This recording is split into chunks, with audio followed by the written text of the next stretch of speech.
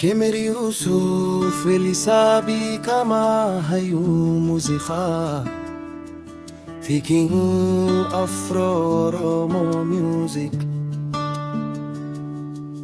jedhamu kan beekamuudha sagaleen isaa mi'aawaan aadaa fi eenyummaa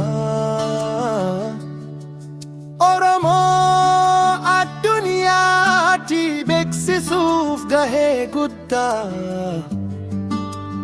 taphateera.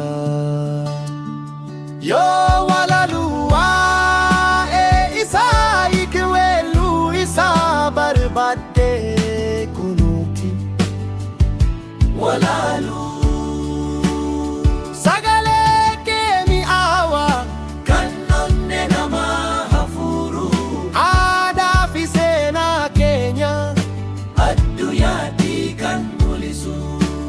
Kemer dachee Oromoo faaya godhattee jirta sirba kee malkaa hundatti jaalalaan facaasaa jirta. Hunda keenya muuziqaa dhalootaaf kan ta'u fakkeenya seenaan kee hin dagatamu hamma dhumaatti si'ii keenya.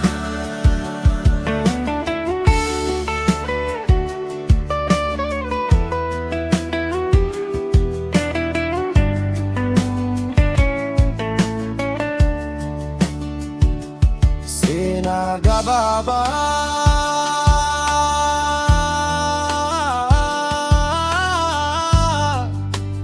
gumaacha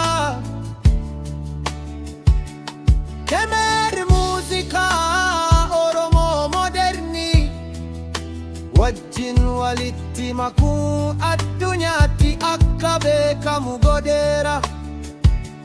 Sirboota beekamuu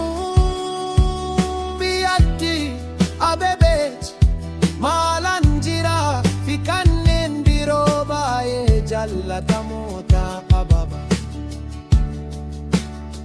Inni weellisaa qofa osoo hin taane mallattoo tokkummaa fi jaalalati.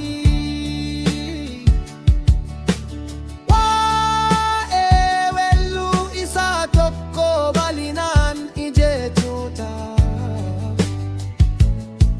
Isa yoo barbaadde na gaafachuu dandeessa.